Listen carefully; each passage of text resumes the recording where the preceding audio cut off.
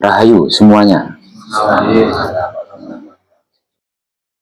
Ini untuk ibu-ibu di sebelah sana. Suara saya segini bisa dengar nggak? Suara saya segini bisa dengar nggak?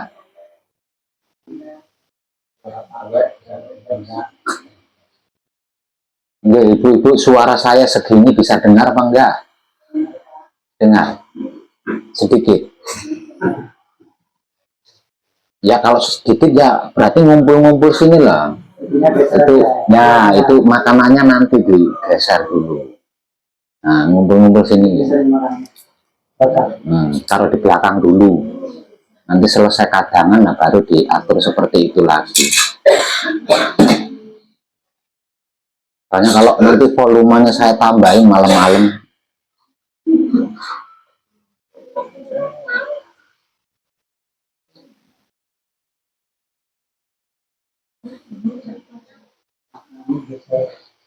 Ya makanannya digeser, ibu-ibunya maju. Makanannya taruh belakang. Kalau udah beres itu nanti.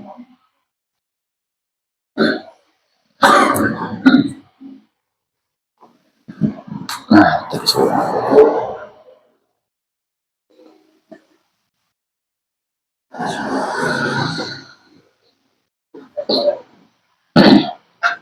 Ya. Ya. Enggak apa-apa lah.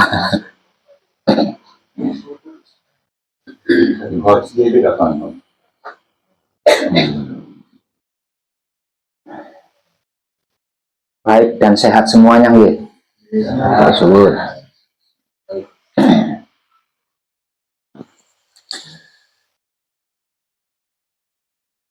Sebenarnya jadwal ke Sumatera itu saya belum bisa memastikan. Sebelum kadangan saya mau sedikit cerita ya. Sebelum kadangan saya mau sedikit cerita. Jadi awalnya itu ada undangan kadangan seperti ini. Namun undangan itu bukan dari bangsa manusia seperti kita, melainkan dari bangsa jin.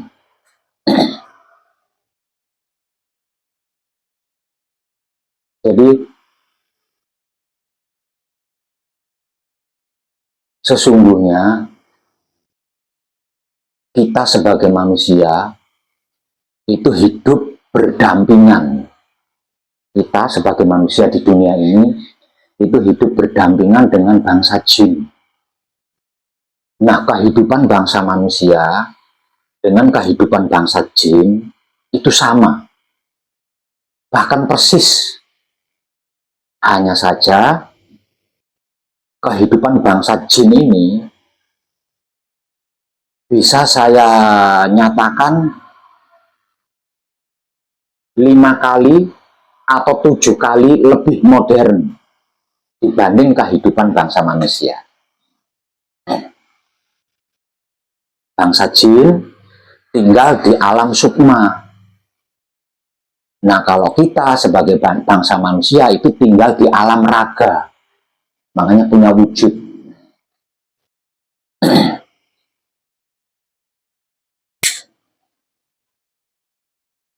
Ada perbedaan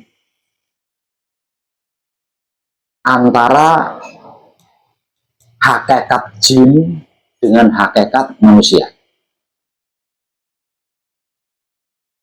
Yang paling menonjol adalah tentang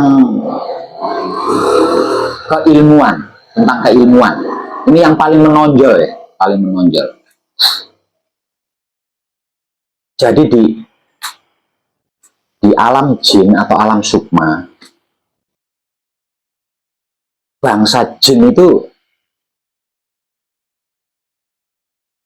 tidak punya kuburan. Berbeda dengan bangsa manusia.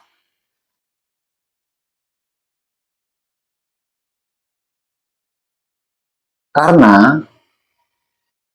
selain bangsa jin itu nggak ada yang bodoh. Jadi bangsa jin itu semuanya itu orangnya sakti-sakti, nggak ada yang tidak punya ilmu, itu nggak ada. Dan itu bawaan sejak lahir tanpa berguru. Jadi sejak lahir hingga dewasa itu mereka sudah punya keistimewaan-keistimewaan yang bersifat pribadi, tanpa bantuan orang lain, tanpa belajar dari orang lain.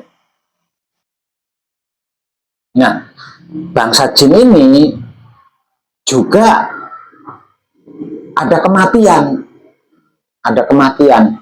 Namun kematiannya itu tidak meninggalkan bekas. Makanya di alam jin nggak ada kuburan, itu nggak ada.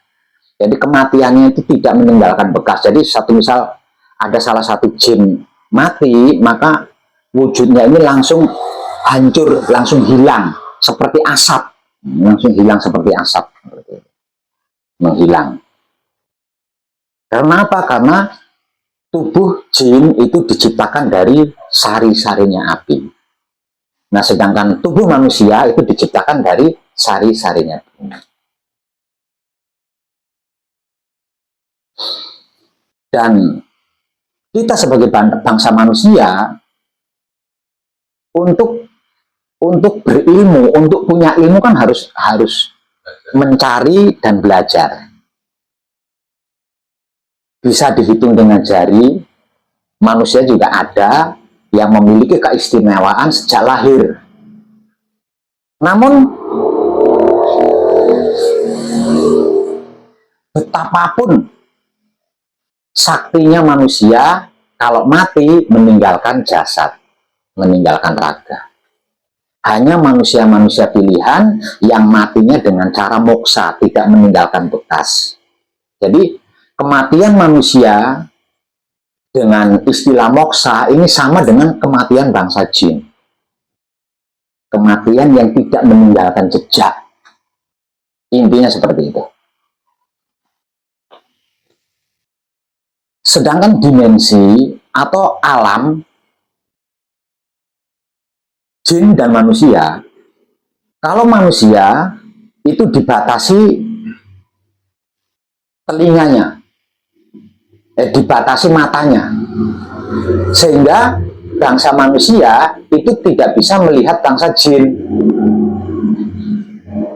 Nah, kalau bangsa jin itu dibatasi telinganya, sehingga bangsa jin itu tidak bisa mendengarkan kata-kata kita, pembicaraan kita. Bangsa jin bisa melihat kita, namun tidak bisa mendengarkan kata-kata kita. Nah, kita tidak bisa melihat bangsa jin, namun kita bisa merasakan entitas bangsa jin.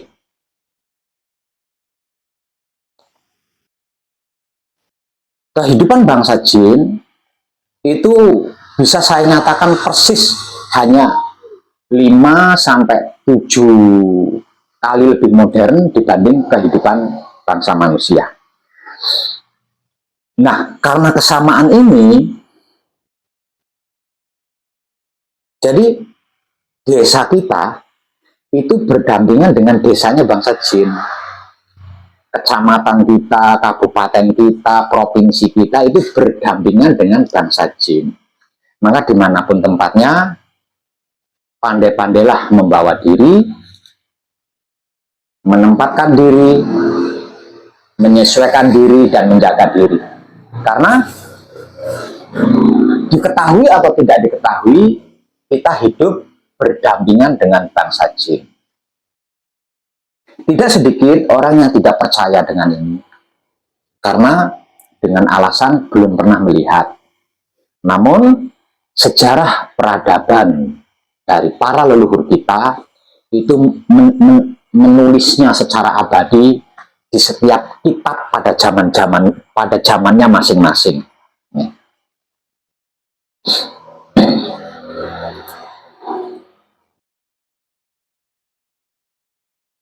Bahwasanya bangsa jin itu ada, diakui atau tidak diakui. Nah ini sejarah peradaban para pendahulu kita ini mengakuinya, mengakui dan mencatatnya di sejarah-sejarah pada kitab sesuai zamannya masing-masing. Contoh seperti sejarahnya Nabi Sulaiman, Nabi Isa, dan bla bla bla lainnya itu tadi. Semua itu menceritakan tentang keberadaan jin dan kerjasama antara manusia dan bangsa jin ketika itu.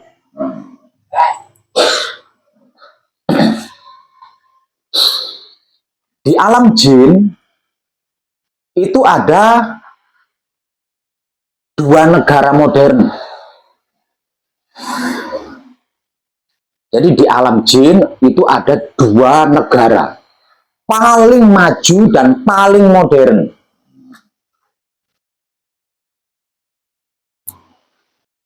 Satu itu disebut-sebut sebagai negara Wintira, terletak di Pulau Sulawesi. Sedangkan yang satunya disebut-sebut sebagai Nagari Kertagama yang ada di Pulau Jawa bagian barat.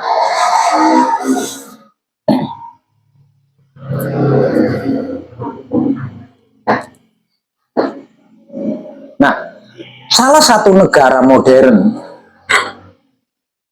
di alam jin yaitu Nagari Kertagama. Mayoritas rakyatnya itu suka berspiritual, menyukai spiritual. Artinya senang mengkaji diri, suka mengkaji diri. Karena itu sebagian besar warga atau rakyat Nagari Kertagama itu merantau ke negara lain. Ya, salah satunya ke Wintira itu tadi, salah satunya. Namun merantaunya ini bukan cari uang, bukan cari kebutuhan kehidupan, itu bukan. Merantaunya ini mengkaji diri gitu. Jadi belajar mengkaji diri ke sono, menyebar. Nah, kalau istilah kita di sini presidennya, agar supaya rakyatnya tidak terlalu banyak keluar negara hanya untuk mengkaji diri, maka pemerintahan Nagari Kertagama ini berupaya menyediakan tempat-tempat religi untuk mengkaji diri. Disediakan. Nah, setelah tempat-tempat untuk mengkaji diri ini tersedia, nah ini nggak ada yang membimbing. Gitu loh, yang jadi pembimbingnya itu nggak ada. Jadi yang ada di setiap tempat-tempat pengkajian diri itu hanya sharing, ya, tukar pengalaman. Jadi nggak ada yang mengarahkan, tidak ada yang membimbing, seperti itu. Nah, mungkin di antara warga atau rakyat Nagari Kertagama ini yang mungkin berkelana atau merantau ke negara lain ketika mengkaji diri, mendengar tentang Wong Edan Bagu, atau mungkin pejabat negaranya atau mungkin warganya ada yang lihat YouTube, nah, akhirnya tahu Wong Edan Bagu. Kemudian diundanglah saya. Diundanglah saya untuk datang ke Nagari Kertagama. Tujuannya adalah untuk memberikan pencerahan-pencerahan tentang apa dan bagaimana arti maksudnya Wahyu Pancagaib dan Wahyu Pancalaku, serta tentang kemana arah tujuannya Wahyu Pancagaib dan Wahyu Pancalaku.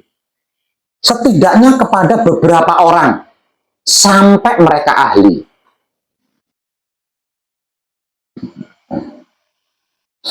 Agar supaya nantinya setelah selesai mereka bisa melanjutkan, bisa membimbing yang lainnya di alam jin. Tujuannya itu seperti itu tujuan.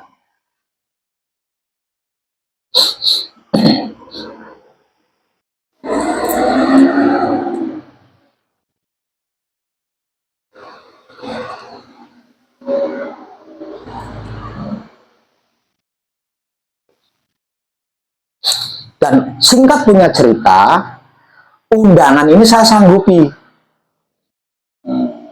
Undangan ini saya sanggupi.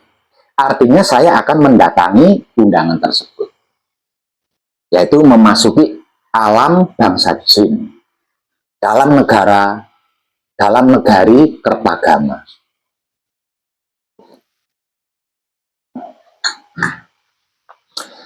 Namun setelah saya menyanggupi undangan itu, beberapa kali itu tertunda. Ya mungkin kalau panjenengan mengamati saya di internet tahu, beberapa kali tertunda.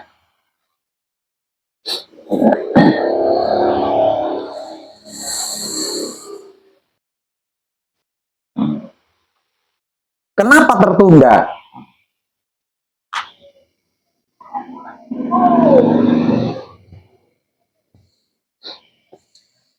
Tertundanya itu karena ada bangsa jin yang laporan ke saya atau menyampaikan berita kepada saya tentang tujuan undangan tersebut. Jadi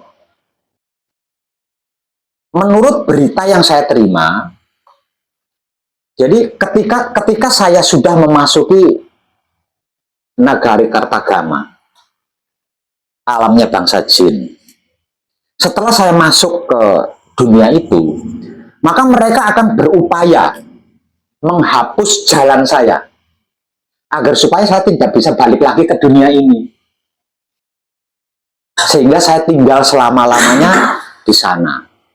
Nah itu yang mereka rencanakan, dan saya nggak tahu itu. Lawang saya nggak pernah buruk sangka, jadi kan saya nggak tahu.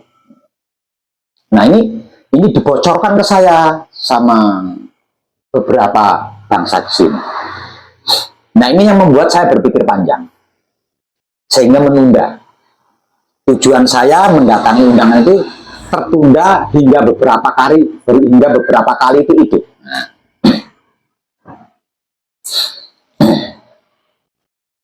Sampai pada akhirnya saya berpikir mungkin ini adalah cara atau sarana dari Maha Hidup yang diberikan kepada saya untuk menunjukkan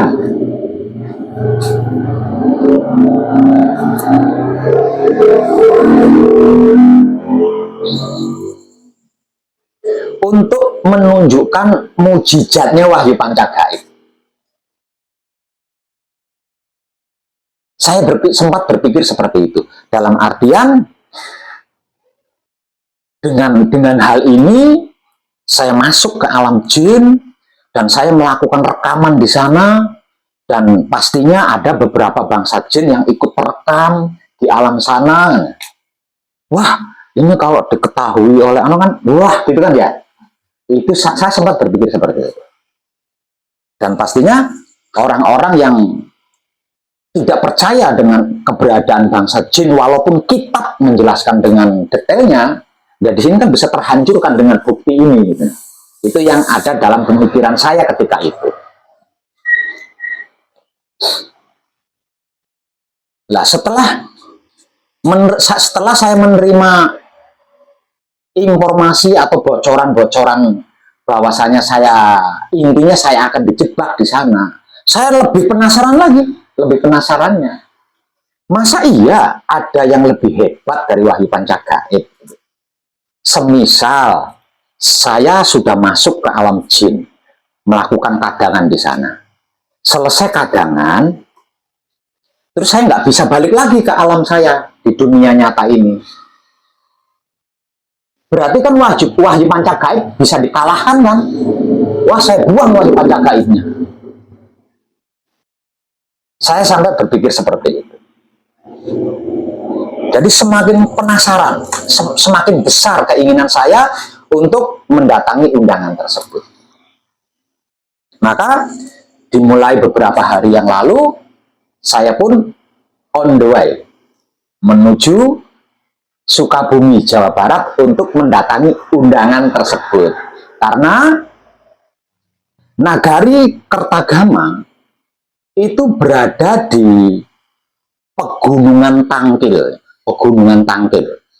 Nah, Pegunungan Tangkil ini terletak di sebelah utara Hotel Samudra yang ada di tepi pantai Laut Selatan Jawa bagian barat.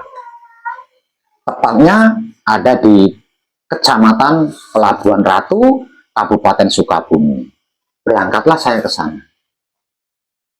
Namun di sepanjang perjalanan saya mampir kadangan di sini, saya mampir kadangan di sini, semakin banyak yang datang menemui saya, mencegah saya, menghalangi saya, mengingatkan saya untuk tidak menghadiri undangan tersebut. Dan selama dalam perjalanan saya pun berpikir,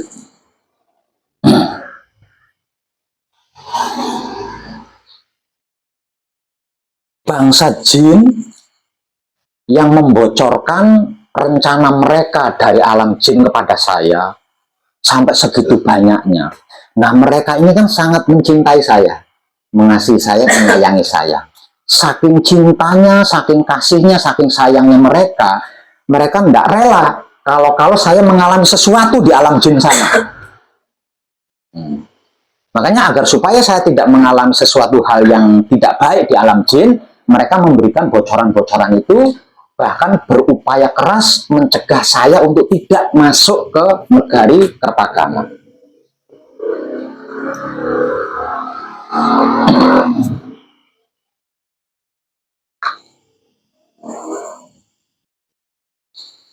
Nah, di situ sebagai seorang manusia yang juga sedang mempraktekkan kesadaran cinta kasih sayang hidup, sudah pasti saya harus menghormati dan harus menghargai cinta kasih sayang dari saudara-saudari saya dari bangsa jin ini yang berupaya menyelamatkan saya dari politik undangan ini dengan versinya mereka sebagai bangsa jin.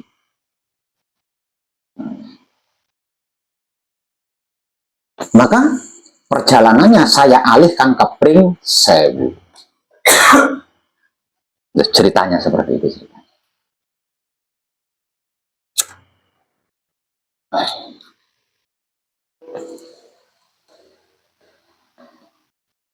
Sudah pasti nanti entah kapan waktunya akan ada klarifikasi dari sana. Pak Web saya undang sanggup, dan informasinya sedang melakukan perjalanan menuju negara kami. Kami sudah mempersiapkan semuanya. Lah kok adanya di Pring Sewu? Ini ceritanya gimana, Pak? Pasti ada nanti. Dan disitulah kesempatan saya untuk memberikan pencerahan-pencerahan tentang wahyu pancagaib, bahwa wahyu pancagaib itu bukan untuk hal-hal seperti itu, sehingga mereka bisa lebih tersentuh lagi kesadarannya.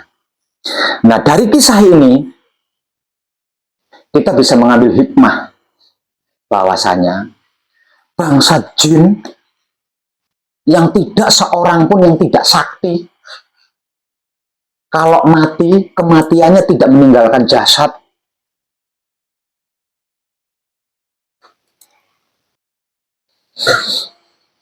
Sampai begitunya tentang mengkaji wahyu pancagaib. Nah, kita sebagai seorang manusia yang nyata di muka bumi ini, yang matinya meninggalkan bangkai,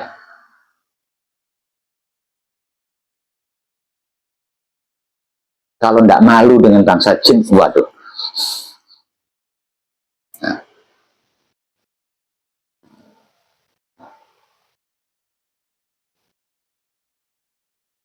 selain dari Nagari Kertagama, ada banyak negara-negara lain, dan salah satunya ya daerah-daerah kabupaten.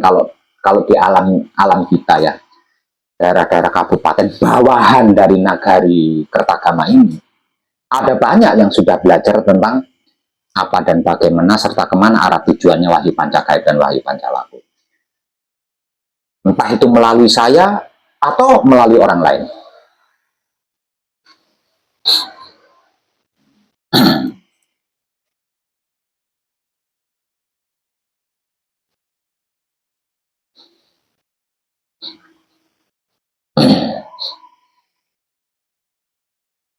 Dan sebelum perjalanan saya sampai di Pringsewu, saya sempat melakukan kadangan di beberapa tempat.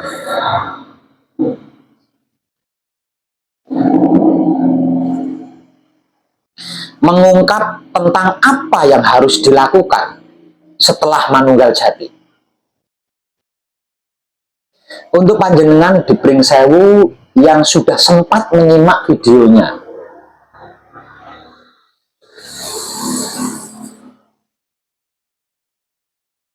apa sekiranya ada yang perlu ditanyakan untuk bisa paham?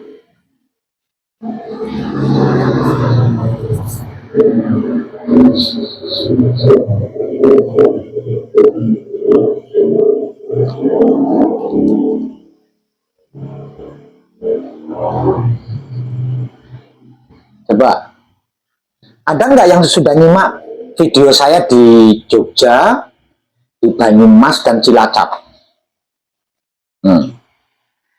Paham belum itu?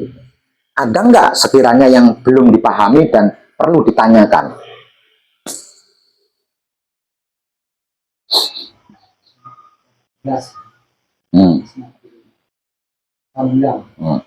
Untuk Pak Pardi paham. Bagaimana dengan yang lain? Atau mungkin panjenengan belum nyimak? Tidak.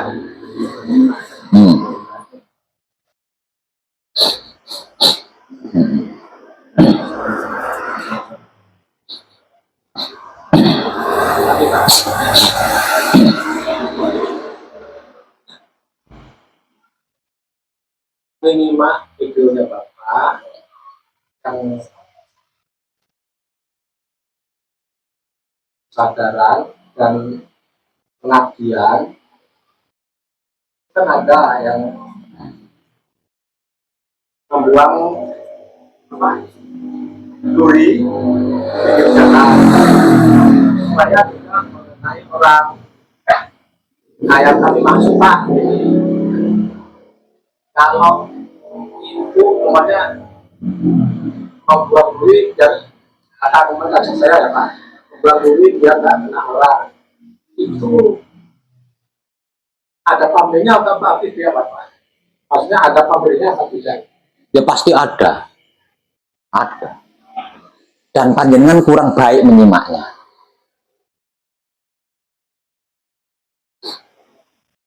Artinya kalau kita semua yang buang aja gitu. Tidak. Artinya panjenengan kurang baik menyimaknya.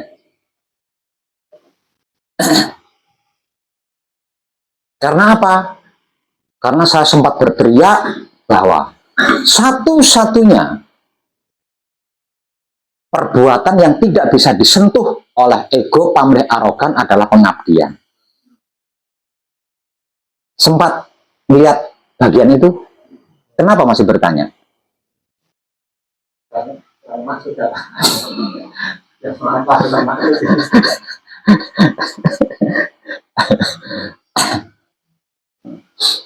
Justru kita itu totalitas menggunakan ego, pamrih, arogan. Jadi bukan dikuasai oleh ego, pamrih, arogan, tapi kita sengaja menggunakan ego, pamrih, arogan itu untuk mengabdi, bukan mencari nama.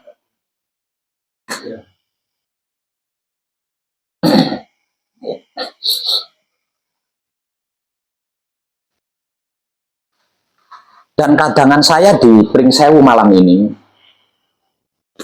saya akan mengungkap tentang 3 hal terpenting di dalam laku suci.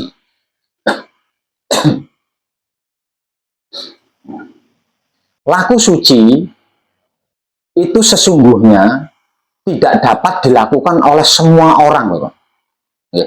Laku suci itu tidak bisa dilakukan oleh semua orang atau sembarang orang.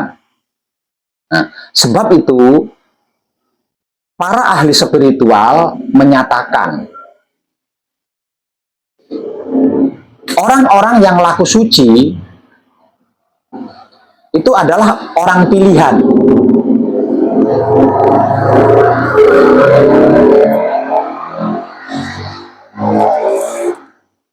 Atau kekasih Tuhan, disebut sebagai kekasih Tuhan. Karena apa? Karena tidak sembarang orang dan tidak semua orang itu bisa melakukan laku suci. Laku suci itu hanya dapat dilakukan oleh putra kekudangane Rama. Kalau bukan putra kekudangane Rama, tidak bisa, loh. Tidak bisa. Berat. Pasti menyimpulkannya berat. Pasti menyimpulkannya itu bukan perbuatan makhluk. Pasti menyimpulkannya itu bukan kelakuannya manusia. Manusia tidak akan mampu melakukan itu. Pasti kesimpulannya ke situ. Artinya, hanya putra kekudangane Rama yang bisa melakukan laku suci. Tanpa itu ini ya, tanpa itu ini.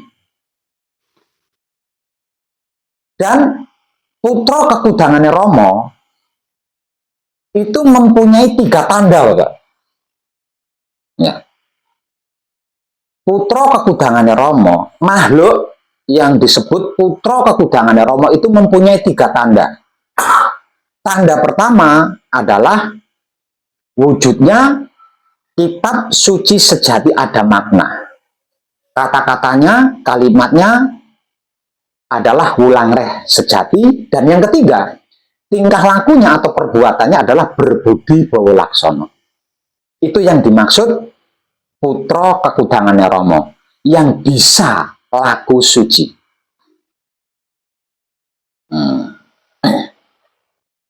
Lah, kitab suci sejati ada makna, wulangreh sejati, dan berbudi bawa laksana. Inilah yang akan saya ungkap di sini.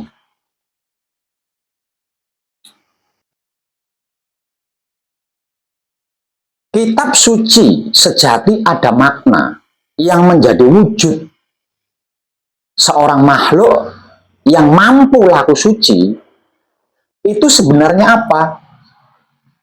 Tak lain dan tak bukan adalah Manunggal Jati. Siapapun dia,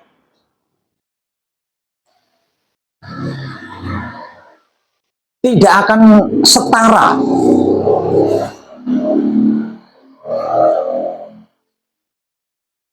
tidak akan layak disebut kitab suci sejati ada makna kalau belum Manunggal Jati. Karena Manunggal Jati adalah istilah dari bersatunya dualitas atau dualisme.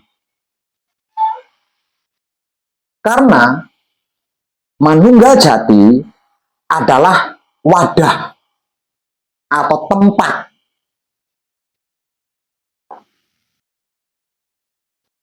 di mana seluruh makhluk berada.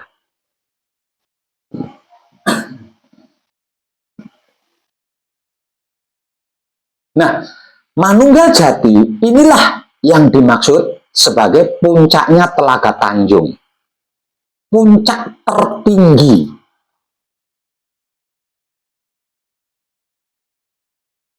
kehidupan manusia di bumi. Tidak ada yang lebih tinggi dari puncak Telaga Tanjung.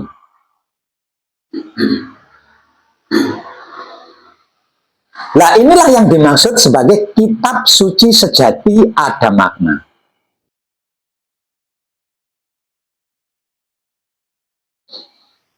Yang menjadi pondasi dari laku suci.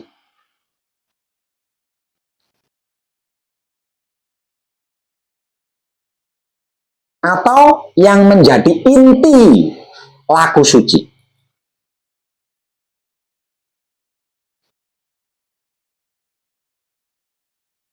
Yang kedua adalah wulangreh sejati.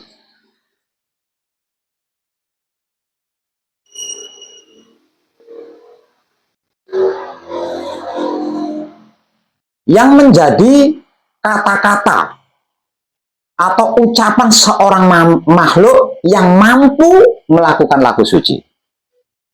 Tak lain dan tak bukan adalah kemampuan bisa membawa diri, bisa menempatkan diri, bisa menyesuaikan diri, bisa menyelamatkan diri, dan bisa menjaga diri.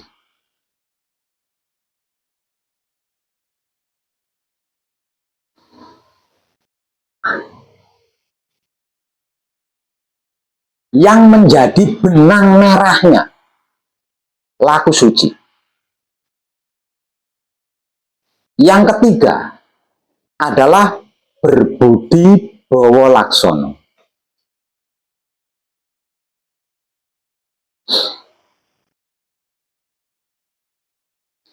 Berbudi bawa laksono tak lain dan tak bukan adalah menjaga alam semesta, merawat alam semesta, mengelola alam semesta, melestarikan alam semesta, dan menyelamatkan kesempurnaan alam semesta. Yang menjadi klimaknya laku suci.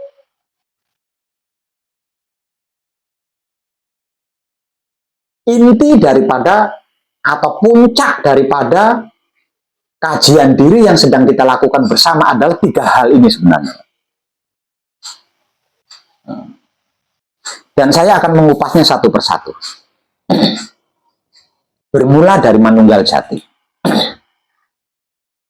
Manunggal Jati adalah bersatunya dualitas atau dualisme. Dua hal yang berbeda menjadi satu. Itu secara sederhana.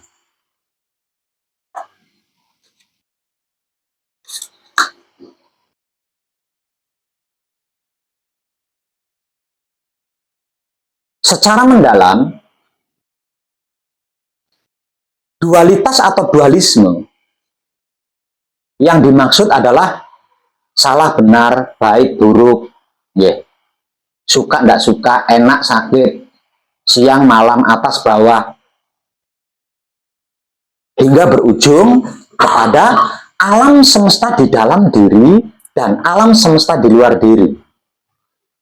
Ini yang dimaksud dualitas atau dualisme. Nah, ini bersatu menjadi satu kesatuan. Bersatu ini bukan berarti kemudian hilang jadi satu, gitu bukan loh ya. Ini yang perlu digarisbawahi di sini, Bapaknya. Yang perlu digarisbawahi di sini. Jadi Manunggal Jati itu tidak seperti itu. Manunggal Jati itu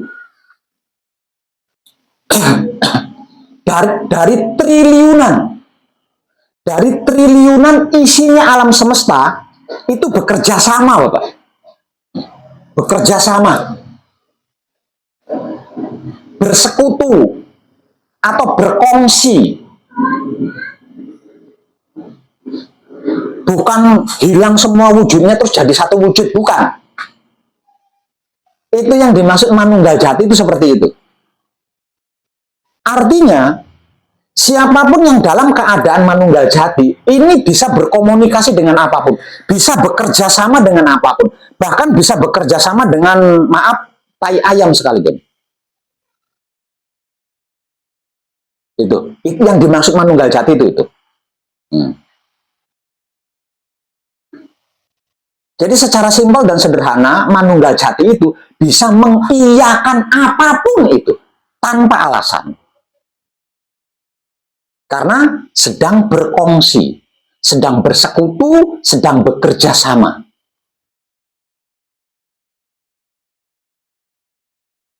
Sebab saling membutuhkan, karena itu harus saling memberi. Ini yang perlu digarisbawahi tentang manunggal jati. Jadi, manunggal jati itu bukan alam semesta di dalam diri dan alam semesta di luar diri, kemudian menjadi satu. Satu. Dua wujud ini hilang terus berubah menjadi satu gitu. Bukan. Manunggal jati itu adalah alam semesta di dalam diri dan alam semesta di luar diri bekerja sama, berkongsi, bersekutu.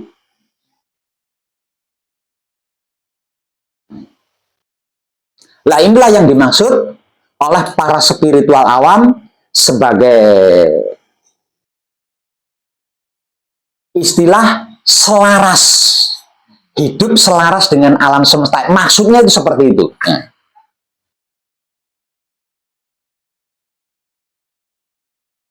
Nah, untuk panjenengan yang sudah dalam keadaan manunggal jati,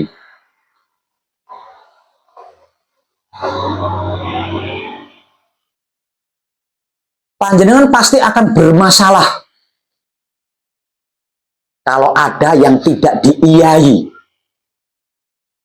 Karena terhadap yang tidak panjenengan iyai, panjenengan tidak menjalin kerjasama, tidak menjalin perkongsian atau persekutuan. Maka terciptalah sebuah masalah di situ.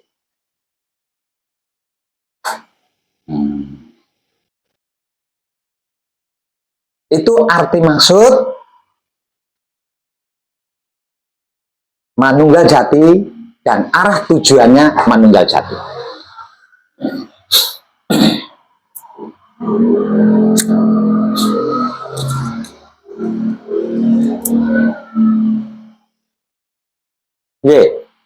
Ya, panjenengan patrap samadi, kakinya keram, panjenengan harus bisa mengiyakan kaki keram panjenengan supaya terjalin kerjasama antara kaki keram dengan yang lainnya yang tidak keram, sehingga tidak timbul masalah di situ. Itu secara sederhana seperti itu ya Pak ya, secara sederhana. Jadi di dalam situasi dan kondisi manunggal jati, sudah hebat atau belum hebat kesadarannya, kita harus berupaya mengiyakan apapun atau dalam kata lain tidak mempermasalahkan apapun.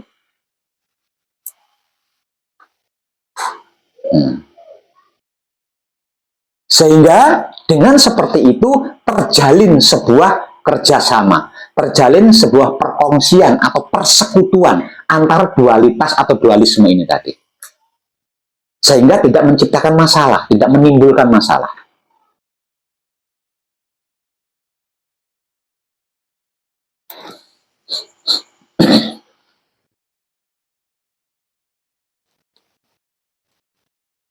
Klik deh. Paham Pak? Ya? Oke.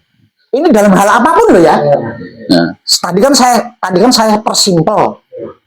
Dari triliunan isinya alam semesta, itu kan saya simpulkan kan. Nah, triliunan isinya alam semesta itu kalau diuraikan satu persatu, waduh, semalam suntuk kita kadangan enggak selesai-selesai itu. Nah, itulah yang menjadi puncaknya laku suci. Kalau panjenengan sudah paham, kita melangkah yang kedua, yaitu pada benang merahnya laku suci.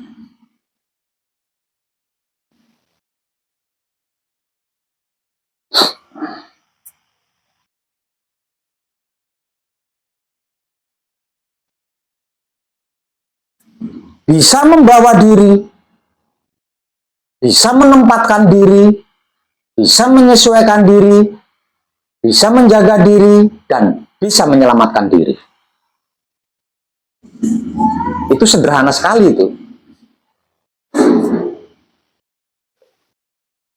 Namun pencerahannya, lah ini yang selama ini kayaknya panjenengan kurang paham ini. Sebenarnya ini mirip-mirip dengan Manunggal Jati tadi loh, Bang. Ini mirip-mirip sekali dengan Manunggal Jati. Semisal contoh, kita datang pada suatu kaum, atau kita datang ke suatu tempat golongan.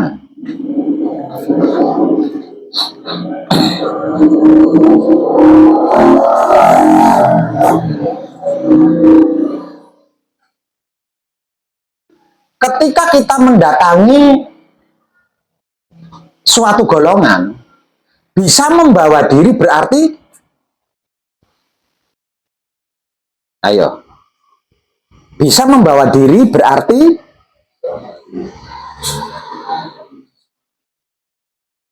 tidak aneh-aneh, tidak neko-neko, tidak macem-macem.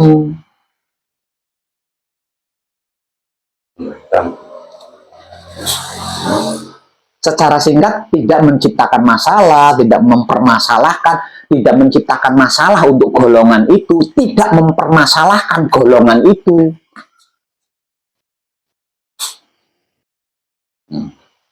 Sehingga golongan itu tidak mempermasalahkan kita.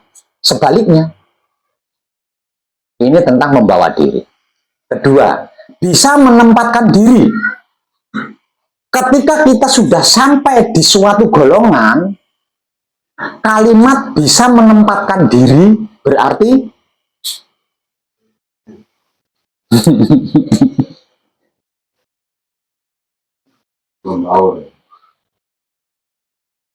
nih di sini nih jenengan.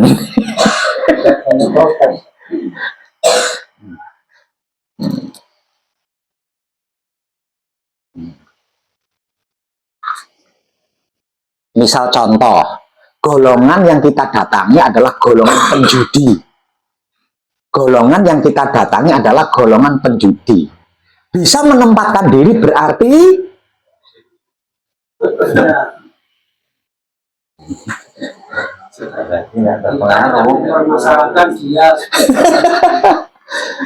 aslinya sesederhana, saya paham dengan tahu. Itu loh benang merahnya. Jadi pada intinya bisa membawa diri, bisa menempatkan diri, bisa menyesuaikan diri, bisa menjaga diri, dan bisa menyelamatkan diri. Itu tidak mempermasalahkan tempat di mana kita berada. Tidak menciptakan masalah di tempat di mana kita berada. Kalau tempat kita itu berwarna merah, kita bisa masuk ke tempat warna merah itu tanpa harus merah gitu loh. Tanpa harus menjadi merah itu sendiri. Namun kita bisa berupaya seakan-akan merah gitu, seakan-akan merah. Sama-sama tidak terganggu. Aslinya sederhana kan? Namun karena selama ini panjenengan yang kedua ini yang menjadi benang merahnya laku suci, prakteknya tidak tepat, makanya panjenengan dituduh sesat. Tuh apa?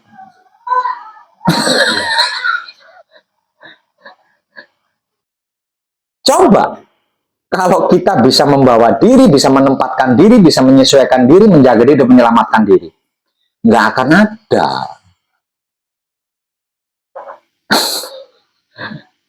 yang mencurigai kita, menuding kita, nggak akan ada.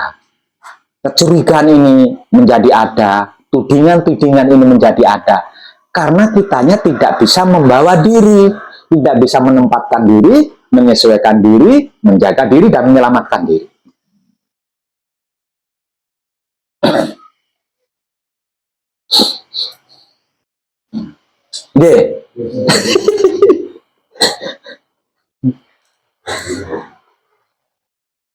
Sekarang yang ketiga, yang menjadi klimaknya laku suci,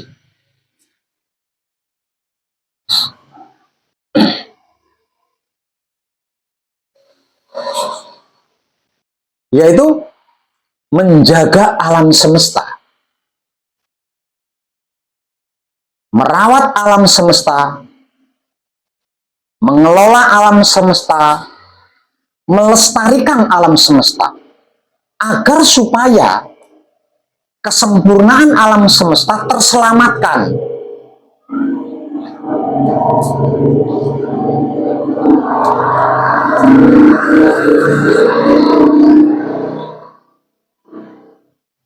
Nah, klimaknya itu ada di sini nih.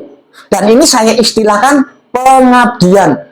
Tentang pengabdian, wah ini sudah banyak sekali yang saya nyecret ini tentang pengabdian. Nah, ini intinya di sini ya, intinya di sini. Nah, sekarang pertanyaannya, menjaga itu seperti apa sih? Masa iya jenengan nggak paham? Istilah menjaga itu seperti apa?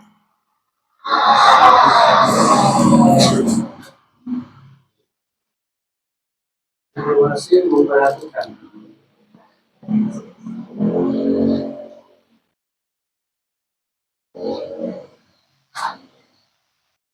Saya yakin sekali jenengan paham ini, paham betul ini. Saya yakin itu. Karena kita melakukannya hampir setiap hari. Namun kelasnya bukan alam semesta. Kelasnya bukan alam semesta. Kelasnya kelas individu, kelas perorangan. Namun setiap hari, sepanjang hari itu kita melakukan.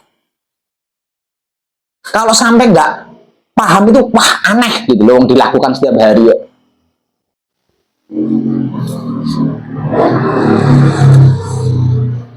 Contoh,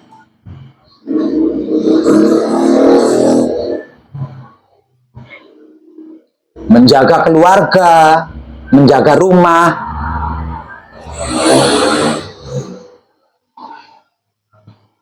merawat keluarga, merawat rumah, mengelola keluarga, mengelola rumah, melestarikan keluarga, melestarikan rumah, agar supaya rumah sekeluarga terselamatkan kesempurnaannya. Nah, ini kita panjenengan lakukan di sepanjang hari loh ini. Nah, tinggal mengubahnya menjadi sealam semesta, tidak kelas rumah gitu. Tidak sekelas rumah, namun kelasnya sudah kelas alam semesta. Karena apa? Karena manunggal jati adalah alam semesta tadi loh ya. Tinggal ngubah itu aja.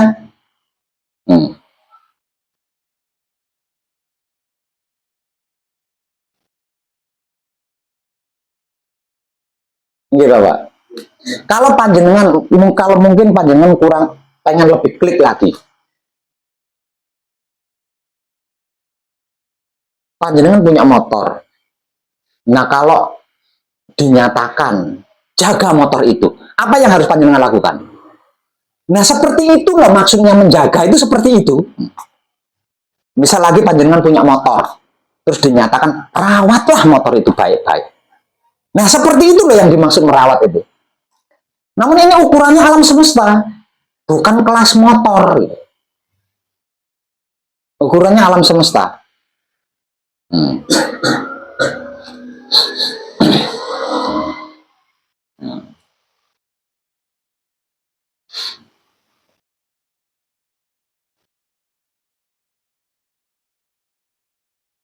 Secara simpel, kalau ukuran alam semesta,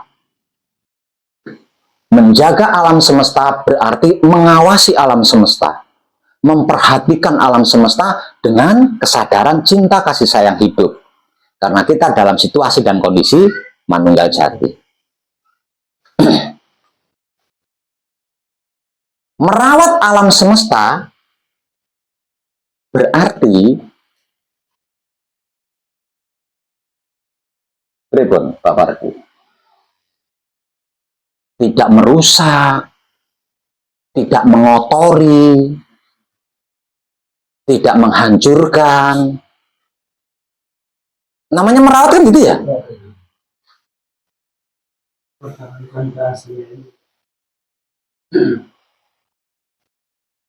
Jadi kalau buang sampah ya jangan sembarangan. Salah satunya kan gitu.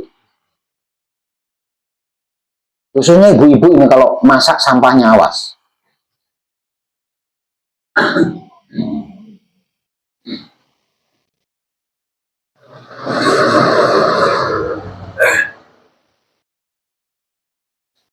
Nah sekarang naik ke mengelola.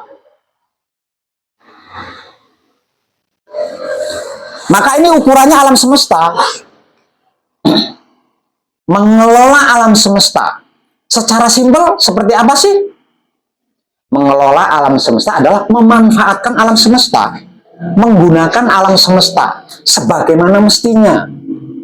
Seperti kita mengambil batu dari bagian alam semesta, dijadikan fondasi rumah, mengambil pasir, dan lain sebagainya. Itu namanya mengelola. Mengambil pepohonan untuk dijadikan kayu, atau dijadikan usuk, dan lain sebagainya, tiang rumah mungkin, pintu, jendela, itu namanya mengelola alam semesta. Namun di atasnya ada melestarikan alam semesta. Jadi kalau nebang pohon harus bertanggung jawab menumbuhkan pohon lagi. Jangan ditebang tok sudah. Itu namanya merusak, bukan mengelola. Yang namanya mengelola itu mengambil dan menggantikan posisi yang kita ambil. Itu namanya mengelola.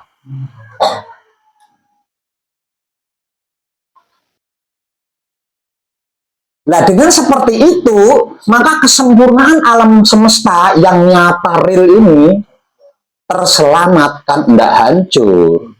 Jadi kalau ngambil batu, ambil batunya, tapi jangan dibom, katakanlah seperti itu.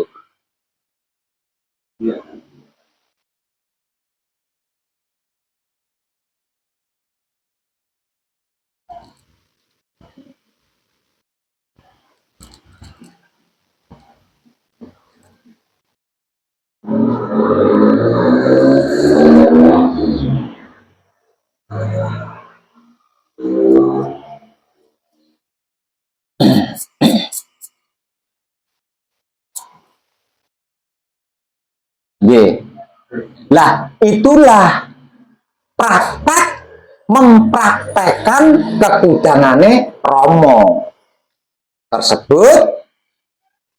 Kitab suci sejati ada makna bagi sesama makhluk hidup, wulangre sejati bagi sesama makhluk hidup, dan berbudi bawa laksana bagi sesama makhluk hidup. Prakteknya itu seperti itu.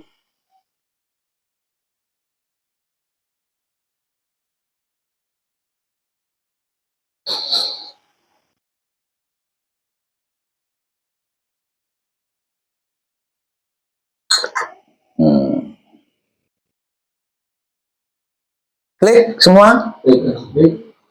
Sekarang melangkah ke selanjutnya.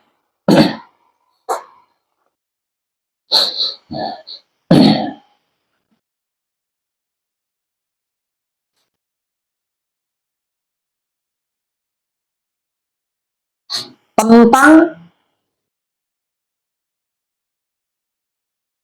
manunggal jati yang menjadi situasi dan kondisi kehidupan panjenengan di muka bumi ini. Dan saya nyatakan secara simpel sebagai master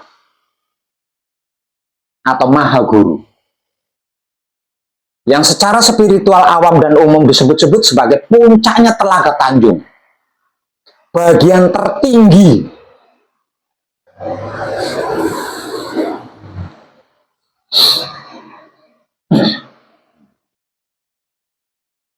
untuk panjenengan yang sudah manunggal jati.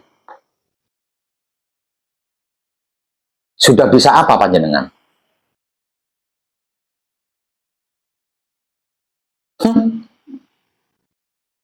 Ayo.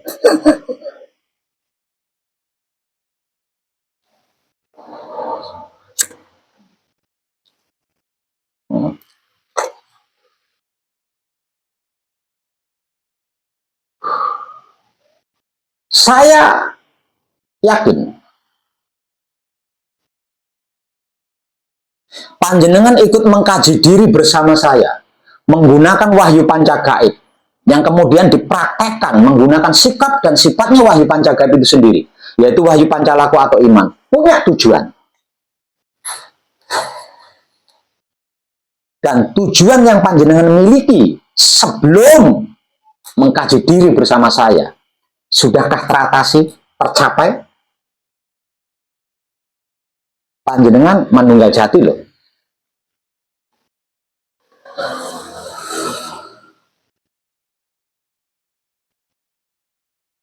Panjenengan manunggal jati loh.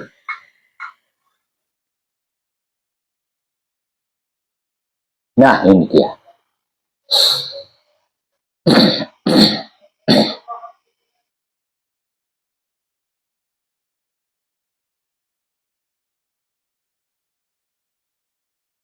Panjenengan ikut mengkaji wahyu pancagaib yang merupakan jati diri panjenengan dengan tujuan ingin sakti mandraguna, mungkin ingin kaya raya, ingin terbebas dari masalah, ingin sembuh dari penyakit,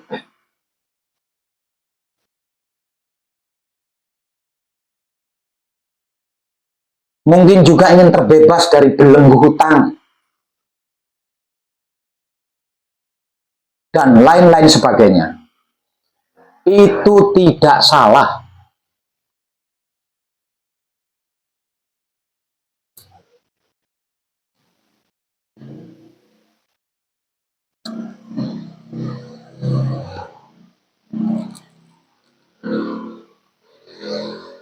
Dan itu bukan masalah, sama sekali bukan masalah.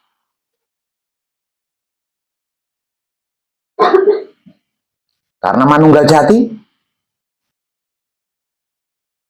bisa apa saja kalau panjenengan mau.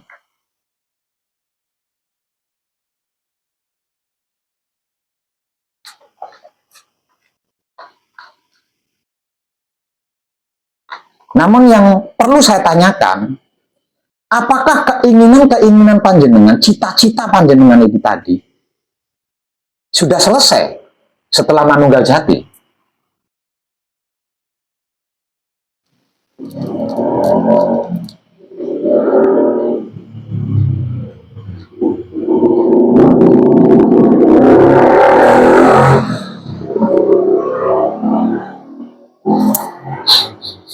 Tidak sedikit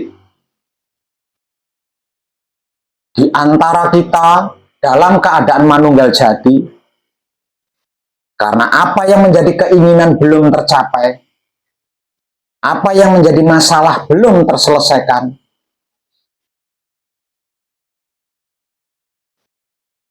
masih melakukan pencarian-pencarian ke sana ke sini, masih bertanya ke sana sini, bahkan masih melakukan pengkajian diri.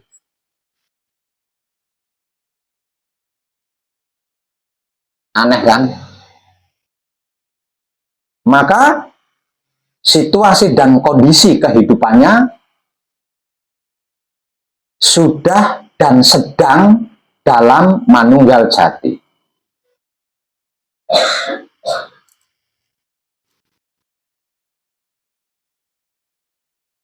Manunggal jati ini hanya dapat dicapai oleh seseorang yang sudah selesai. Kalau ada sesuatu, satu saja, nggak usah banyak, satu saja, belum selesai, nggak bisa mencapai manunggal jati itu nggak bisa.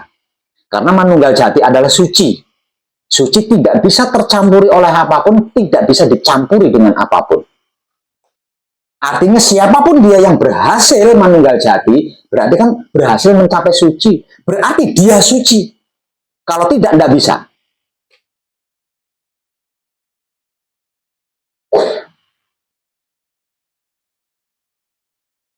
Artinya, apapun keinginan panjenengan, apapun cita-cita panjenengan, apapun masalah panjenengan, sebelum manunggal jati itu sudah selesai, sudah berhasil. Sudah selesai, sudah berhasil.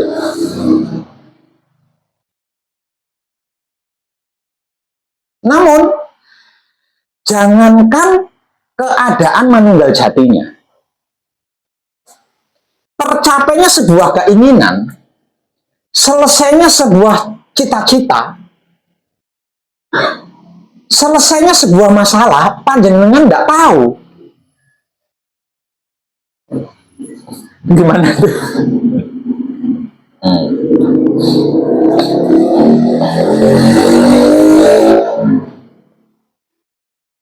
Apakah karena patrap samadinya kurang lama? Tidak. Apakah karena patrap samadinya kurang hebat? Tidak.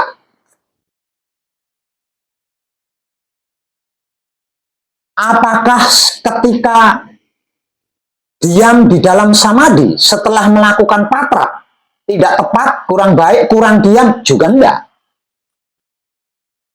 Apakah karena di luar patrap samadhi ketika bermasyarakat ada kalanya bisa menikmati rasanya kelakuan diri sendiri, menggunakan kesadaran cinta kasih sayang hidup, ada kalanya tidak, juga bukan karena itu.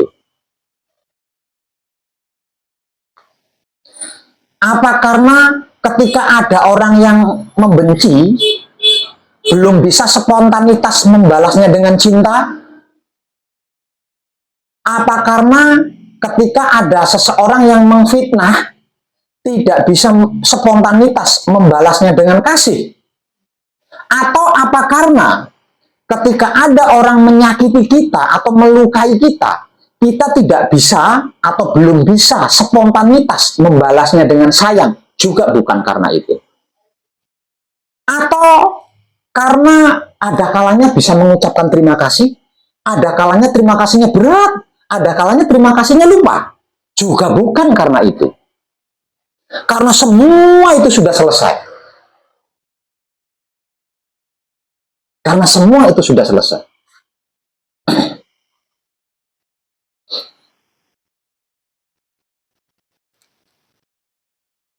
Lalu karena apa, Pak Ben? Satu hal saja. Panjenengan dalam manunggal jati. Manunggal jati adalah alam semesta maha luas. Entah alam semesta di dalam diri maupun alam semesta di luar diri, sama-sama maha luasnya. Dua maha luas, yaitu alam semesta di dalam diri dan alam semesta di luar diri, bekerja sama, berkongsi, bersekutu.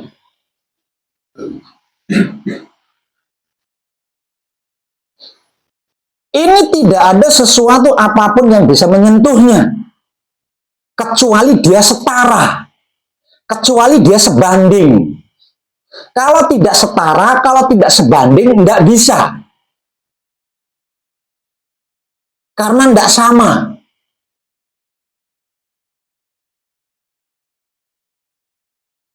Tentang alam semesta di dalam diri dan alam semesta di luar diri, bagian diri kita yang mempunyai kemampuan menyaksikan adalah kesadaran atau hidup kita ketika bergerak dan bergerik.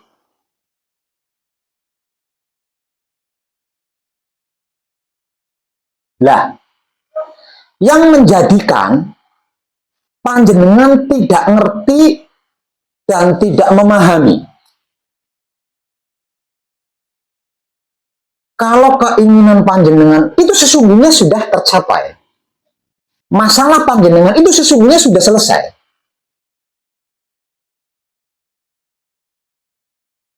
Adalah kesadaran panjenengan yang terlalu kecil, dan itu pun pribadi sifatnya,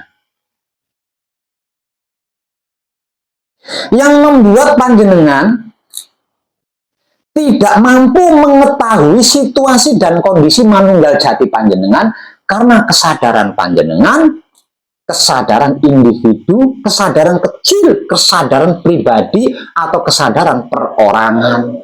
Maka manunggal jati adalah alam semesta yang maha luas. Jadi kesadaran panjenengan tidak mampu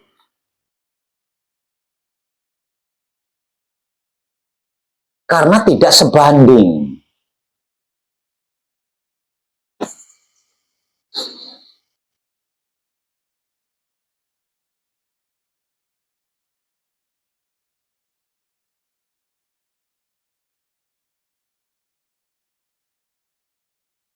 Hanya karena satu hal itu saja.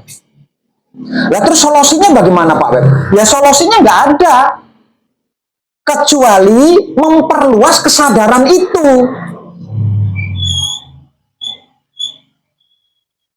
Selain memperluas kesadaran itu juga nggak ada solusi.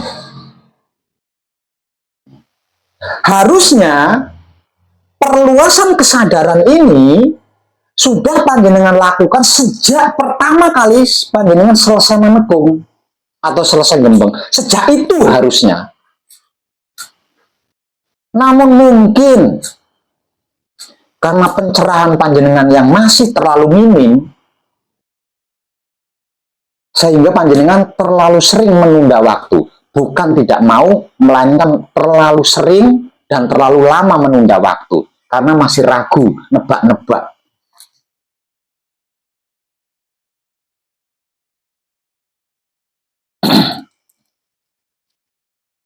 Padahal selama panjenengan menekung, selama panjenengan gembleng, saya sering memberikan sebuah motivasi. Ingat, selama menekung, selama menggembleng, panjenengan harus ahli. Karena itulah yang nanti akan panjenengan praktekkan di rumah panjenengan sendiri tanpa saya. Kan saya kasih motivasi seperti itu. Panjenengan melakukannya hanya di pesanggeran saja. Dan ketika panjenengan di pesanggeran itu kan bersifat pribadi. Bersifat pribadi, bersifat individu. Panjenengan tetap melakukan, namun bersifat individu, bersifat pribadi. Dan itu panjenengan pertahankan selama ini. Ya tidak menjadikan kesadaran panjenengan luas. Maka manunggal jati itu maha luas. Jadi nggak sebanding. Nah terus, kalau sudah seperti ini, apa yang harus kita lakukan Pak Web? Tentang manunggal jati udah terlambat panjenengan. Tentang bisa membawa diri, menjaga diri, menempatkan diri, menyesuaikan diri, menyelamatkan, udah terlambat panjenengan. Ini 2025 tinggal berapa minggu lagi, udah terlambat panjenengan.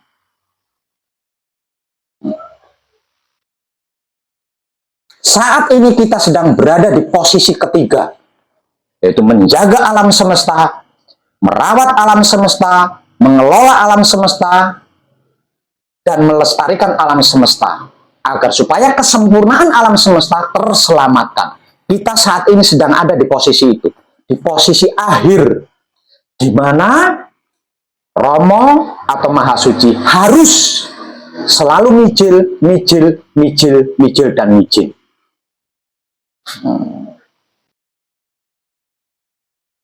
Maha Suci tidak bisa mijil. Kalau alam semesta di dalam diri dan alam semesta di luar diri tidak berkongsi, tidak bersekutu, tidak bekerja sama. Hanya dengan bersekutunya, berkongsinya, atau bekerja samanya, antara alam semesta di dalam diri dan alam semesta di luar diri, Maha Suci bisa mijil. Dan alam semesta di dalam diri, alam semesta di luar diri, ini tidak bisa bekerja sama. Tidak bisa bersekutu. Tidak bisa berkongsi tanpa pelayanan jiwa raga kita. Jadi kesimpulannya, mari. Kenapa saya katakan mari? Karena saya juga melakukan. Saya juga melakukan. Mari dimulai malam ini, niatkan jiwa raga kita melayani hidup atau alam semesta di dalam diri yang setiap saat rindu bercumbu dengan alam semesta di luar diri agar supaya Maha Suci mijil. Hal apapun itu, sekecil apapun dan sesederhana apapun, jiwa raga kita harus rela melayaninya sebagai bentuk pengabdian. Dalam kurung, menjaga alam semesta, merawat alam semesta, mengelola alam semesta, melestarikan alam semesta. Panjenengan tidak segera melakukan ini. Saya sudah mengeluarkan beberapa videonya. Bahwasanya tidak terlampau lama lagi akan ada kejadian pergantian era atau pergantian peradaban lama ke baru. Panjenengan tidak segera mengabdi kepada alam semesta. Alam semesta tidak mengenal panjenengan. Karena alam semesta tidak mengenal panjenengan, panjenengan akan digantikan dengan yang baru.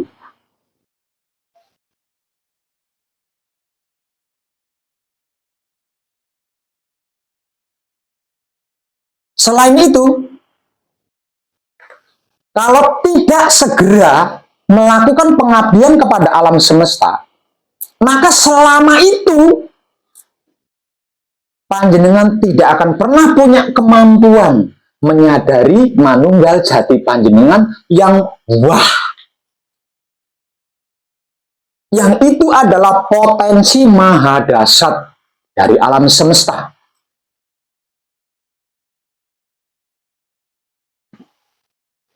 Nah, selama kesadaran panjenengan tidak mampu menyadari manunggal jati panjenengan, lalu untuk apa panjenengan capek-capek datang ke tempat saya di Jawa untuk manunggal jati? Buat apa?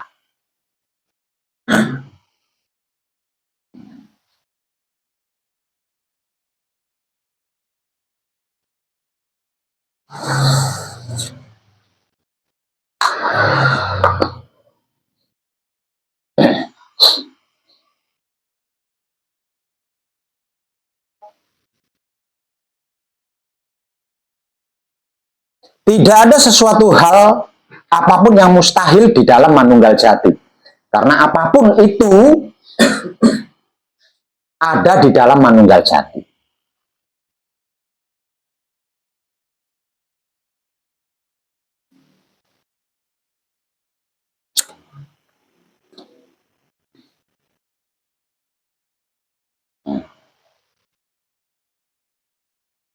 Ingat,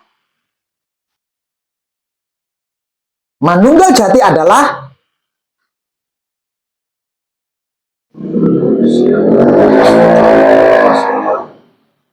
persekutuan, perkongsian, atau kerjasama. Ya, ini jenengan benar-benar paham nggak nih tentang perkongsian nih, perkongsian atau persekutuan? Paham belum jenengan ini? Kalau jenengan kurang paham di sini, panjenengan masih capek loh. Kalau masih kurang paham ini, tidak menutup kemungkinan ketika raga panjenengan capek, panjenengan masih nyari dokter, masih nyari dukun. Kalau kurang paham ini loh ya, kalau kurang paham tentang persekutuan atau perkongsian ini.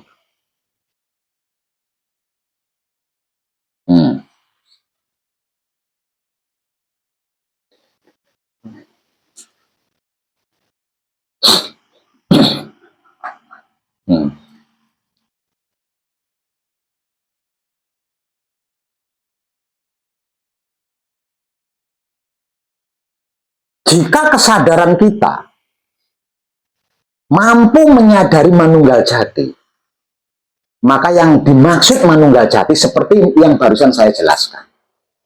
Apapun itu, kita tinggal membicarakannya saja. Tinggal membicarakannya saja. Tidak perlu wahyu panca gaib, tidak perlu wahyu panca laku, tidak perlu akal, tidak perlu ijazah, tidak perlu apapun. Tinggal membicarakan. Yang namanya juga bersekutu. Bersekutu, berkongsi. Ini kalau kurang paham, masih capek loh panjenengan. Masih capek, masih mengalami capek kalau kurang paham ini. Makanya saya tanya, jenengan bener paham ini? Ayo coba.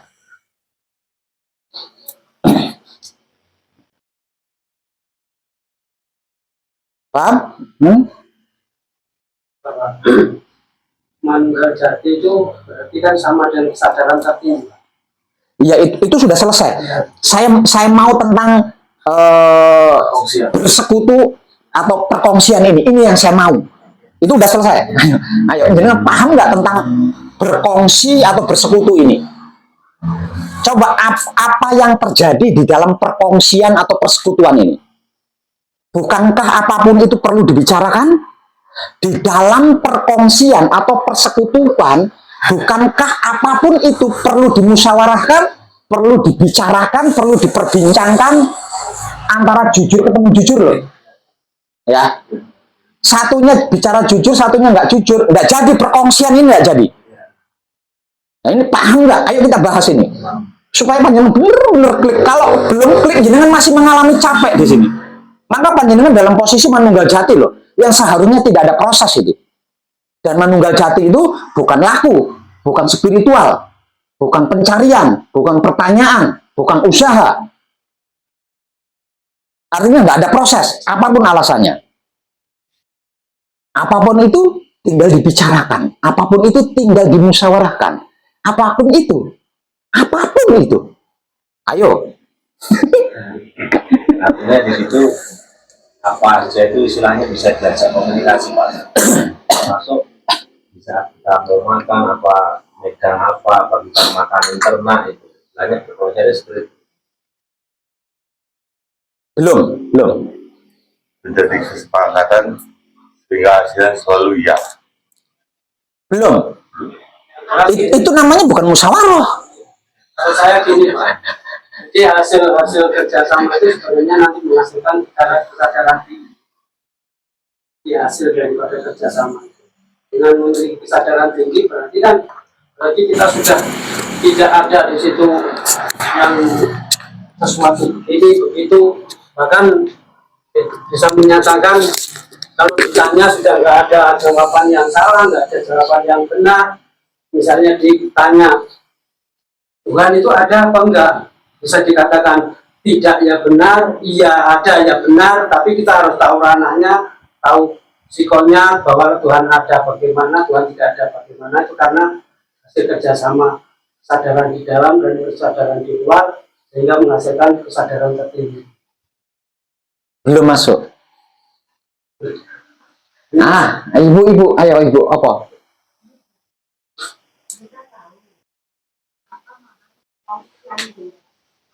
Bagaimana caranya? Lah ini kan sedang dibahas ibu, makanya saya nggak nanya. Ini kan sedang dibahas, makanya saya nanya. Coba apa yang terjadi di dalam perkongsian atau persekutuan ini? Coba, ayo. Ini kalau jenengan belum klik di sini, panjenengan masih mengalami capek. Maka panjenengan dalam situasi dan kondisi manunggal jati yang seharusnya tidak ada proses dalam bentuk apapun dan apapun alasannya. Yang kongsian kerjasama tapi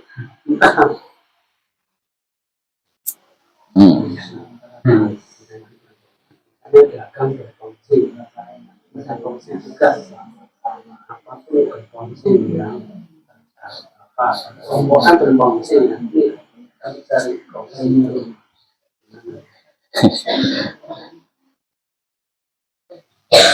itu apakah kesepakatan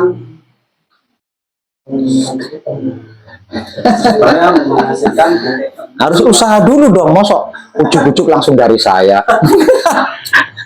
ya, jelas ujungnya nanti setelah sepakat itulah saya.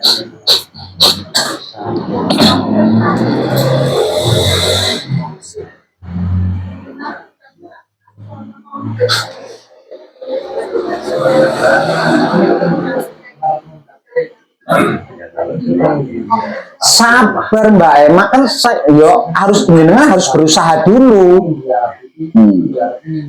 Harus berusaha dulu. Itu patungan juga. Kita dong patungan bisa.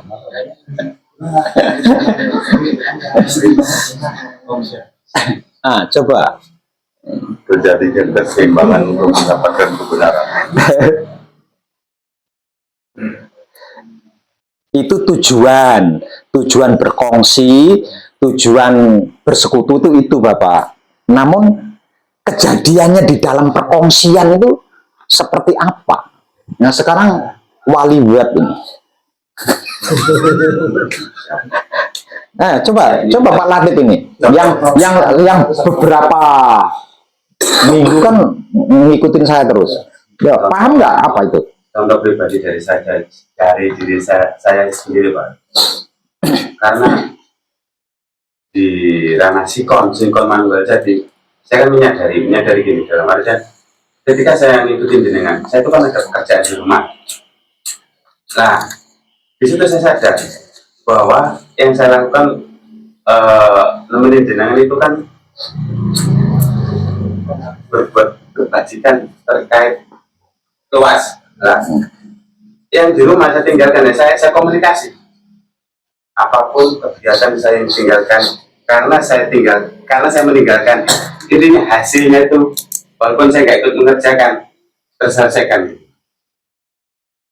Tapi di situ memang ada bentuk komunikasi hidup di dalam diri dengan yang terkait yang saya kerjakan itu ada komunikasi. Contoh saya kan nanam pari itulah, mulai pari Malam pari. pagi kabar. Dan saya di sini berkomunikasi yang menggerakkan saya ke nemenin Bapak Dio. Tapi komunikasi sama itu jadi saya menggerakkan yang menggerakkan saya ke Bapak Dio terkait keperluan kepentingan saya di rumah ya kami selesaikan terkait Tidak masuk. Tidak masuk dalam kategori kejadian ketika perkongsian atau persekutuan ini terjadi. Itu masih capek. Yang saya mau, yang tidak capek. Karena ini manunggal jati loh. Manunggal jati itu di dalamnya tidak ada proses dalam bentuk apapun dan alasan apapun. Bahkan di dalam manunggal jati, nggak layak kalau masih meneteskan keringat.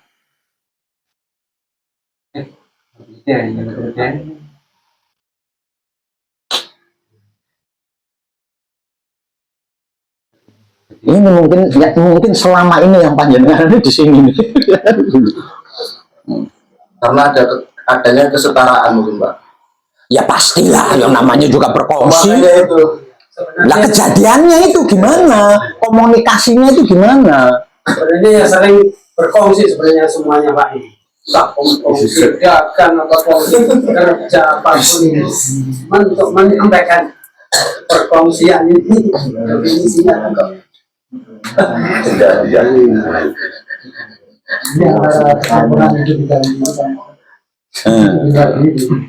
Ini definisi perkongsian apa akibat apa hasil daripada perkongsian? Komunikasi dari perkongsian ini. Ingat yang sedang bersekutu, yang sedang berkongsi itu adalah alam semesta di dalam diri dan alam semesta di luar diri. Atau secara simpel hidup di dalam diri dan hidup di luar diri. Yang sedang bersekutu atau berkongsi kan itu. Nah, komunikasinya itu seperti apa?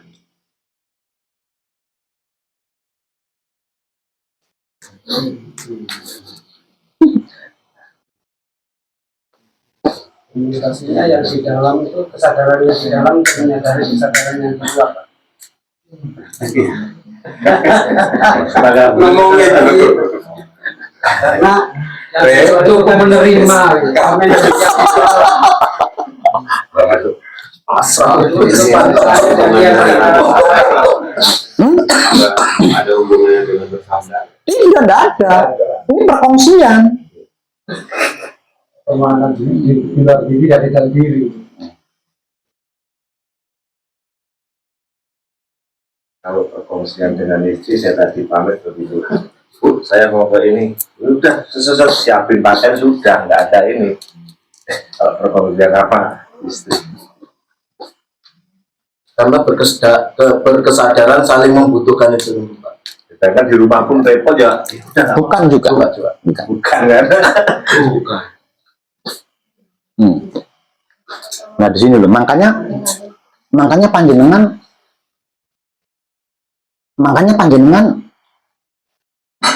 kayak ragu mengandalkan Wahyu mengandalkan Manunggal Jati panjenengan itu loh, panjenengan macam ragu mempercayai Manunggal Jati panjenengan, meyakini Manunggal Jati panjenengan itu kayak ragu karena panjenengan kurang paham di titik ini nih. Hanya sering berkongsi belum bisa menyimpulkan. Padahal di dalam Manunggal Jati itu apapun ada di dalam itu. Jadi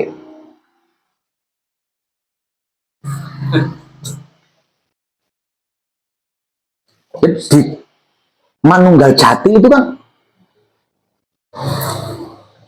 alam semesta di dalam diri dan alam semesta di luar diri, yang sering saya istilahkan sebagai kesadaran hidup. Kesadaran hidup itu alam semesta di dalam diri.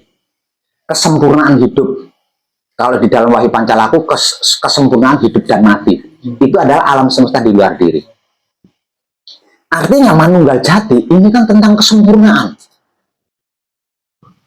Nah yang dimaksud kesempurnaan itu kan komplit, lengkap, semuanya ada di dalam. Tidak ada sesuatu apapun yang ada di luar Manunggal Jati. Semuanya ada di dalam Manunggal Jati. Nah kalau semuanya, segalanya, seluruhnya ada di dalam Manunggal Jati, perlu upaya. Ini dia. Yang berkuasa, Pak. Bijaksana. Tidak dibutuhkan upaya dalam bentuk apapun, karena semuanya mengerumuni kita gitu loh, mengerumuni kita.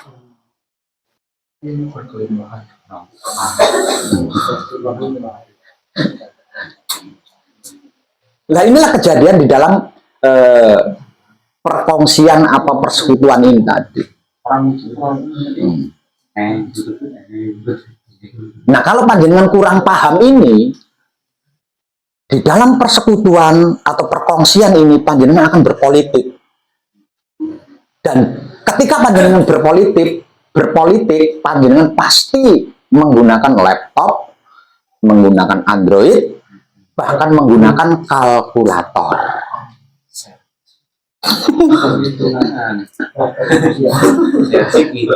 Nah, komunikasi menggunakan laptop, komunikasi menggunakan Android, komunikasi menggunakan kalkulator, itu perkongsian antar negara, bro, antar pasukan. Ini bukan antar negara, bukan antar pasukan.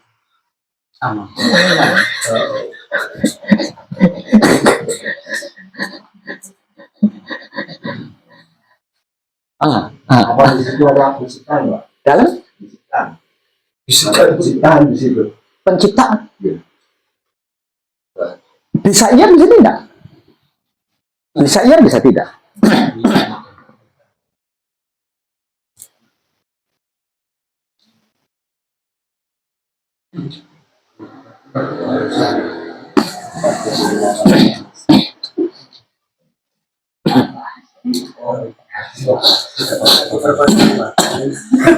Diperpanjang dulu, Pak.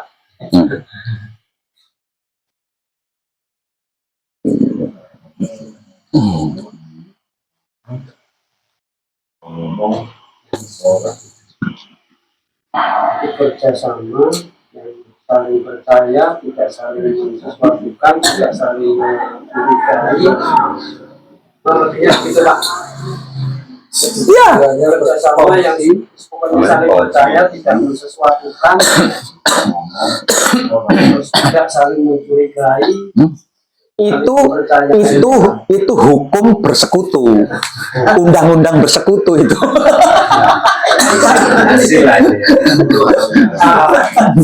Komunikasinya itu salah. Kata bisa sekutu dan begitu harus selaras. Nah, coba.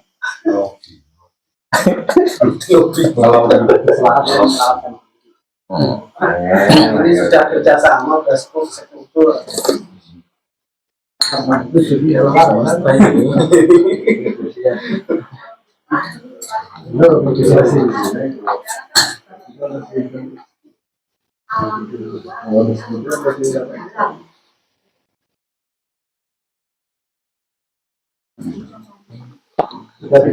Malah jauh itu, malah keluar jauh itu. Di dalam Manunggal Jati itu sudah nggak adanya sedulur papat kali mau pancer, itu nggak ada. Wahyu Pancagaib nggak ada, Wahyu Pancalang nggak ada, sudah. Itu kan hubungannya itu kan termasuk panjenengan Ingsun itu ya Pak? Ya. Yang ada hanya panjenengan Ingsun. Karena yang di dalam dan di luar kan hanya panjenengan. Ada selaras ya? Hanya panjenengan Ingsun bukan selaras. Itu kan hanya panjenengan Ingsun. Saling menyadari dan menyadari, saling menerima, itu saling menyadari, saling menerima, saling percaya, betul. Kalau begitu Pak. Oke. Lalu kalau sudah seperti itu apa yang harus dilakukan? Ayo. Ya sudah nggak usah melakukan apa-apa. Nggak bisa. Harus, bukan nggak usah, harus usah. Itu loh Pak. Nggak harus selalu menjalin kerjasama Pak. Dia harus menjaga komunikasi, kerjasama, supaya saling mempercayai. Karena ketika gini Pak, kalau antara hitam dan putih sudah menyatu, itu ada satu titik, makanya bisa saya kesimpulan tentang penciptaan apa, ya apa enggak. Bisa iya, bisa tidak. Tapi tetap tidak ya ini. Bisa iya, bisa tidak. Namun bukan itu yang terpenting. Yang terpenting bukan itu, dan yang utama itu bukan itunya. Apa yang panjenengan utarakan itu benar semua, namun itu bukan yang utama, bukan yang terpenting di dalam perkongsian ini tadi. Dulu Pak, jangan dulu nanti anggap jawaban sedikit terus menyelesaikan kan?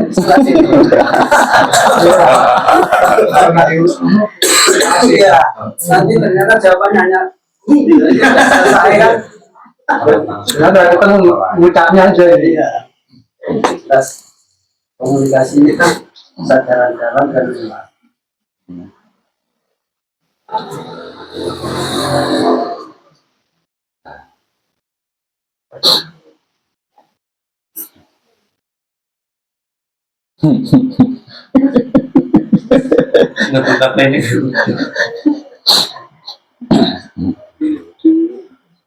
Disadari terus diucap gimana? Disadari ucap. Lah ngucapnya apa? Bagaimana? Dengan sirami jiwa.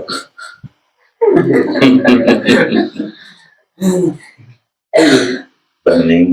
Karena punya uang terus disadari. Karena di situ kan perkongsian itu sebenarnya kalau diwujudkan kerjasamanya sudah nggak saling dan mencurigai, tidak ada sesuatu. Yang jelas itu bukan di ranahnya makhluk ya Pak ya. Ya iyalah, Manunggal Jati kok, ini kan tentang Manunggal Jati. Ini kan Manunggal Jati dari tadi. Akan membenarkan itu sudah nggak ada. Ini kan Manunggal Jati. Gampang itu sudah nggak ada. Karena sudah panjangan dari saat jadi tidak punya fungsian ini yang kita Ini dijawab Bapak. Ucap. Mama.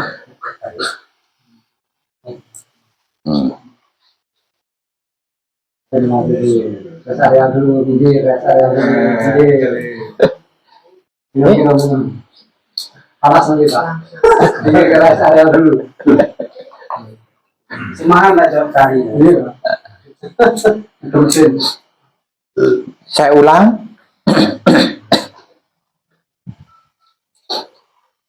Manunggal Jati adalah puncaknya Telaga Tanjung. Siapapun dia yang berhasil mencapai puncak Telaga Tanjung berarti sudah selesai semua tuh. Ada satu aja yang belum selesai, tidak bisa. Karena puncaknya Telaga Tanjung adalah Manunggal Jati. Manunggal Jati adalah suci, suci, suci ning suci, yang tidak bisa tercampuri oleh apapun dan dicampuri dengan apapun. Sempurna. Itulah kesempurnaan.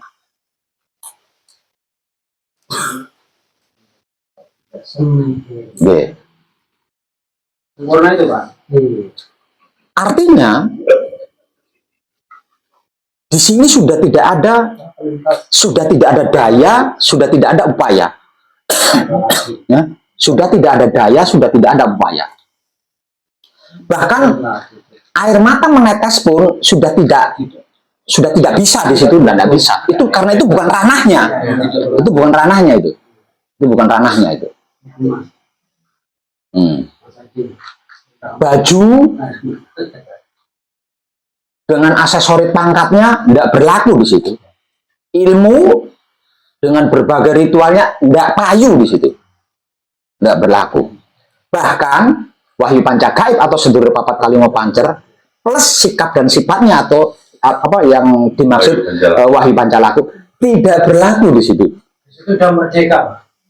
Belum. Belum merdeka. Belum. Kalau perkongsian ini berhasil, lah baru merdeka. Kalau perkongsiannya ini berhasil, nah baru merdeka. Kamu Pak berarti perkongsian ini tadi? Ya. Belum. Saya masih menegaskan tentang Manunggal Jati itu tadi, bahwa Manunggal Jati itu seperti itu loh. Itu loh potensi maha dasar dari alam semesta yang panjenengan miliki. Merdeka yang maha esa. Nah, jadi kesimpulannya, ketika persekutuan atau perkongsian ini terjadi, apa yang panjenengan lakukan? Ini loh yang penting dan utama. Apa yang panjenengan lakukan? Karena di sini tidak ada proses. Apapun alasannya, apapun bentuknya. Diam tidak sesuatu karena apa-apa, Pak. Itu bukan pembicaraan kerjasama itu, bukan pembicaraan persekutuan. Ini berbicara tentang persekutuan gitu. Berbicara tentang persekutuan. Kalau harus saya ilustrasikan, alam semesta di dalam diri dengan alam semesta di luar diri ketemu. Nah, ini apa yang dia lakukan ini loh? Iya, bercengkramanya apa?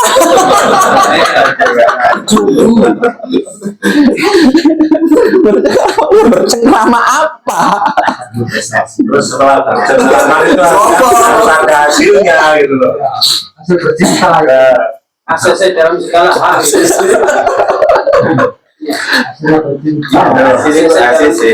Nah, ini yang dimaksud Mijile Romo kan di sini.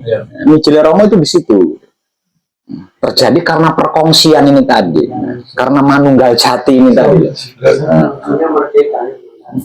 Merdeka itu hasil. Merdeka itu hasil.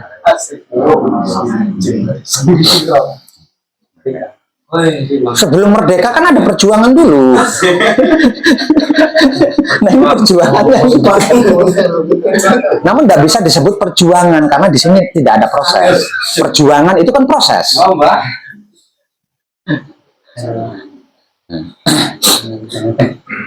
Coba, ini konsen ngarit saya kok sih ngomong. Soal Yo ketemu di sini, ngono nyari. Jauh. Dah. Yuk mancing yuk. Berangkat kan? Lagi. Seneng siro.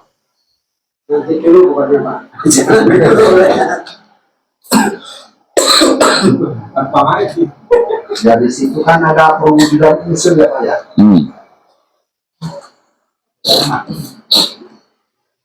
Iya, berarti bisa sih.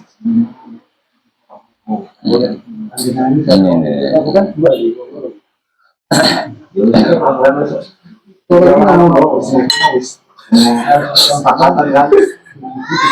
Ini pembicaraannya ya Pak. Pembicaraan dalam pengungsian itu. Iya, misalnya kesepakatan di lalu ongkos apa ini? Apa lagi ini potong masalah. Iya. Deal. Siapa tangan? Apaan sih di deal nah? Kok ujuk-ujuk deal? Caranya apa dulu? Coba deal emangnya. Deal. Miliki. Ya.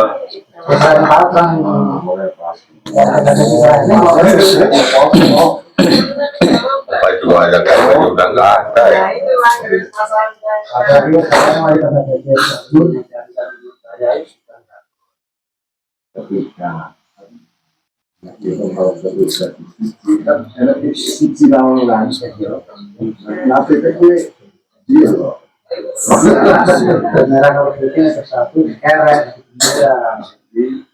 Indonesia Raya. Tinggal ini itu dia lagi bisa diomongin dia asal Antara kesempatan jadi Komunikasinya ini tanpa kata-kata ya. Kata-kata bisa kata-kata terucap, bisa kata-kata tidak terucap. antara sabda dan firman itu. Kalau kata-kata terucap berarti alam semesta di luar diri yang berbicara. Ucapnya apa? Kalau kata-kata tidak terucap berarti alam semesta di dalam diri yang berbicara. Dan kedua-duanya sesungguhnya sama.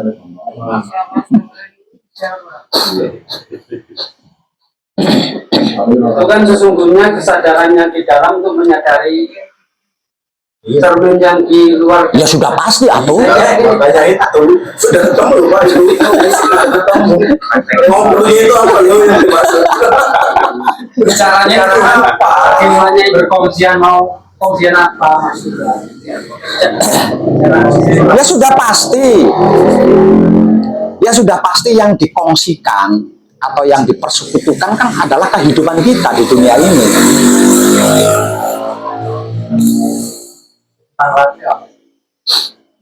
Kehidupan, tentang kehidupan, melampaui raga. Banyak kehidupan itu Pak. Kehidupan itu bukan bentuk komunikasi, itu kan label.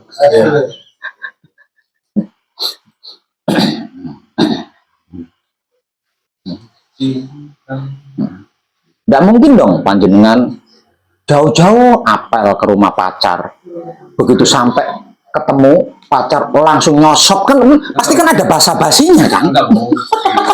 Komunikasi Nah itu dia.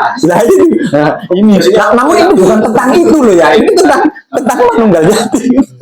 Apa? Itu mah lu. Gampang ya Pak. Itu pembicaraan.